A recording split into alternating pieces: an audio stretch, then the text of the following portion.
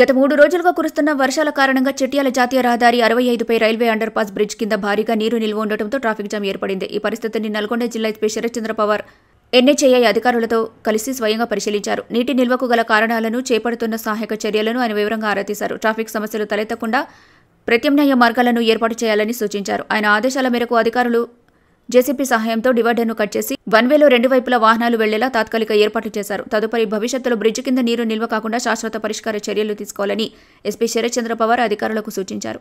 ఈ పరిశీలనలో Nalgonda DSP Sivarama Reddy, Narketpally CI Nagaraju తదితరులు పాల్గొన్నారు.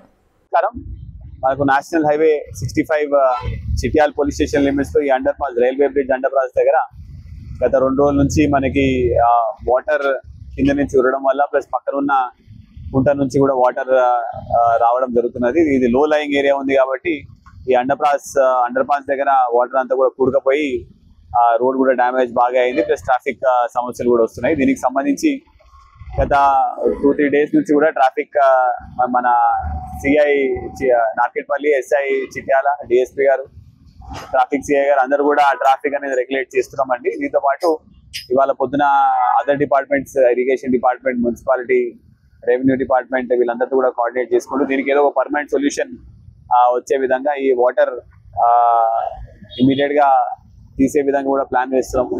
అయితే లాస్ట్ 2 డేస్ నుంచి కూడా మోటార్స్ వేసి ఈ వాటర్ అంతా కూడా మనం తీస్తున్నాం. దీనికి ఫైర్ డిపార్ట్మెంట్, ఈ నేషనల్ హైవే డిపార్ట్మెంట్ కూడా కోఆర్డినేట్ చేస్తున్నారు. ఇప్పుడు ఇంకా మోటార్స్ పెట్టి మనం వాటర్ తీయడం జరుగుతున్నది.